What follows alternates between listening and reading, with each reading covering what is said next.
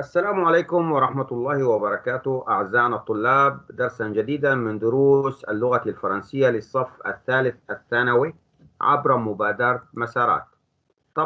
طبعا درسنا لهذا اليوم هو دوسيي 5 البحث الخامس عن بروبليم سوسيال، بعنوان بروبليم سوسيال، مشكلة اجتماعية. طبعا هو اكسبريسيون اكريت، تعبير كتابي، يعني كتابة موضوع. إذا في هذا الموضوع سنكتب عن مشكلة اجتماعية، بروبليم سوسيال. نص الموضوع اكسبريسيون اكريت: rédiger un article qui traite un problème social, le chômage, le logement, le divorce, l'analphabétisme, les drogues, etc., en insistant sur ses raisons, ses effets et les solutions à proposer. rédiger un article، اكتب مقال. إذا بدنا نكتب مقال، بدنا نحط عنوان للمقال، مقدمة، صلب، خاتمة. كي تريت، يعالج، ان بروبليم سوسيال، مشكلة اجتماعية. مثلا ما هي المشاكل الاجتماعية التي ممكن أن نعالجها؟ لو شوماج، البطالة، لو لوجمون، السكن، لو ديفورس، الطلاق، لانالفابيتيسم، محو الأمية، لي دروغ، المخدرات، اتسترا، إلى آخره. يعني كلمة إلى آخره، الازدياد السكاني، عدد الأطفال الكبير في العائلة، كل هذه الأمور تعتبر من المشاكل الاجتماعية. en insistant sur ces raisons، مركزا على أسبابها. شو أسباب المشكلة هاي؟ ses effets، تأثيراتها على الأفراد، على المجتمع. et les solutions، والحلول à proposer، المقترحة. تمام. إذا الآن سنأخذ هيك موضوع، نموذج لموضوع هو عن لو شوماج، البطالة. سنقرأ الموضوع، نفكر به جيدا، ويمكننا أن نكتب موضوع مشابه له، ويمكن أن تختاروا الموضوع الذي يناسبكم. ليس بالضرورة أن نكتب نفس الموضوع تماما وحرفيا، ولكن هو نموذج لكتابة موضوع. Le chômage est un fléau économique, politique et social. Il constitue un grave danger pour tous les pays. Ce problème vient quand la croissance de la population est plus rapide que le développement économique, et le nombre de personnes qui cherchent un emploi s'accroît plus rapidement que le nombre d'emplois existants.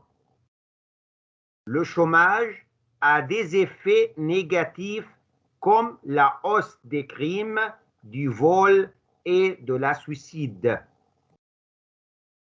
Mais si on limite ou organise les naissances en famille et abaisser l'âge de la retraite, on pourrait résoudre le problème du chômage qui peut prendre beaucoup de temps. إذن هذا هو الموضوع. سنعيد قراءته مع الترجمة. انتبهوا. لو شوماج، عنوان المقال، البطالة. لو شوماج est un fléau économique.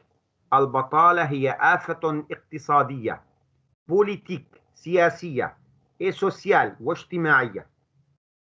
Il constitue un grave danger pour tous les pays. تشكل خطرا كبيرا pour tous les pays، لكل البلدان. Ce problème، هذه المشكلة، vient، تظهر، تأتي، quand، عندما، la croissance de la population، عندما النمو السكاني أو نمو عدد السكان، et plus rapide، يكون أسرع، que من le développement économique، من التنمية الاقتصادية. إذا عدد سكان كبير وتنمية اقتصادية قليلة، فإذا تظهر مشكلة البطالة. سبب آخر، et le nombre، وعدد، de personnes، الأشخاص، qui cherchent، الذين يبحثون un emploi، عن وظيفة، s'accroît، يزداد، plus rapidement، بشكل أسرع، que le nombre، من عدد d'emploi، الوظائف existant، الموجودة. ذكرنا الأسباب. إذا الأسباب هو كثرة الولادات، الباحثين عن وظائف كثيرة ووظائف قليلة وتنمية اقتصادية قليلة، فإذا تظهر لدينا البطالة. ايش تأثيرات هذه البطالة؟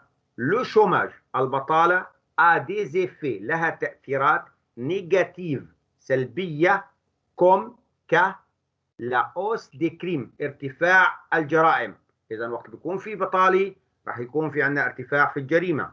دي فول، السرقة، ممكن الآن الناس يلجؤون، بعض الأفراد يلجؤون إلى السرقة. ايدو لا سويسيد، والانتحار. إذا تأثيرات البطالة يكون على الأفراد والمجتمع، ممكن يأثر في إنه ارتفاع الجريمة، السرقة والانتحار. طيب شلون بدنا نحل هذه الأزمة، أزمة البطالة؟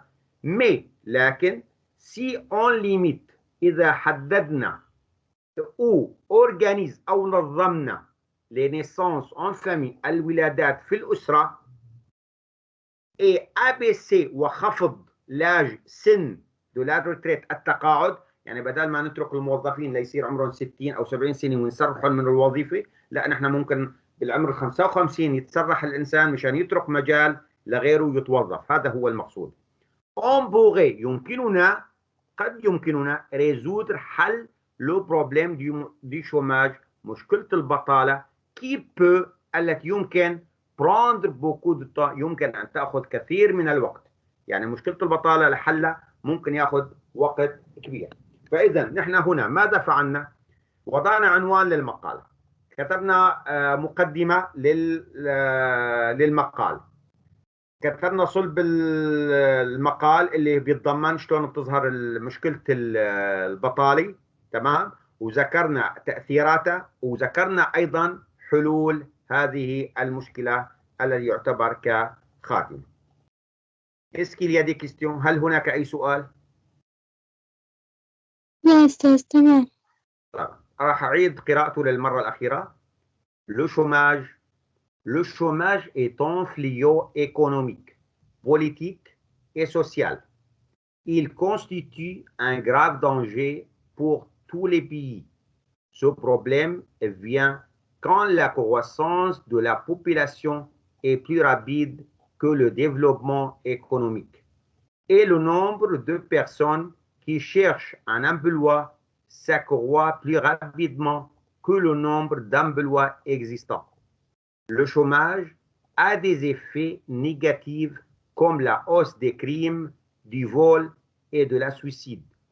Mais si on limite ou organise les naissances en famille et abaisser l'âge de la retraite, on pourrait résoudre le problème du chômage qui peut prendre beaucoup de temps. طبعا هذه ترجمة الموضوع. أيضا البطالة. إذن سنأخذ نموذج آخر للموضوع الخامس. La croissance des naissances، زيادة عدد الولادات أو زيادة الولادات. إذن أخذنا موضوع عن الشوماج، البطالة، والآن موضوع عن زيادة الولادات. Beaucoup de naissances causent beaucoup de problèmes en famille, dans tous les domaines de vie, santé, éducation, emploi et logement. De plus, il aurait de graves conséquences sur l'humanité dans l'avenir. Alors, si l'on limite le nombre d'enfants en famille, le niveau éducatif et financier s'améliore beaucoup, où les enfants peuvent suivre leurs études, ils font des voyages et les parents peuvent les bien éduquer. Donc, comme solution, je vous propose d'organiser les naissances. Je répète, oui, la croissance des naissances، زيادة الولادات. Beaucoup de naissances، كثير من الولادات، cause، يسبب، beaucoup de problèmes، كثير من المشاكل، en famille، في الأسرة. Dans tous les domaines de vie، في كل مجالات الحياة. santé، كالصحة، éducation، والتعليم، التربية طبعا، emploi، والوظائف، et logement، والسكن.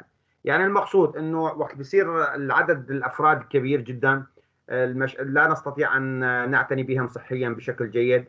تربيتهم وتعليمهم ممكن كمان مشكلة. أمبلوا ممكن عندما يكبروا ما يلاقوا وظائف. لوجما أيضا سكن، ما يلاقوا سكن، ويصير هذه المشاكل التي تظهر من خلال زيادة عدد الولادات. De plus، بالإضافة إلى ذلك، il aurait de graves conséquences، قد يكون لهذا الأمر طبعا graves conséquences، نتائج خطيرة sur l'humanité، على الإنسانية dans l'avenir، في المستقبل.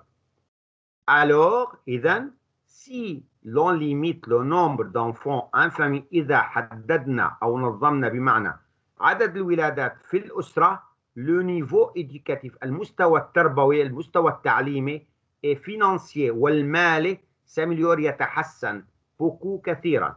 ou حيث les enfants، الأطفال peuvent، يستطيعون suivre، متابعة leur étude،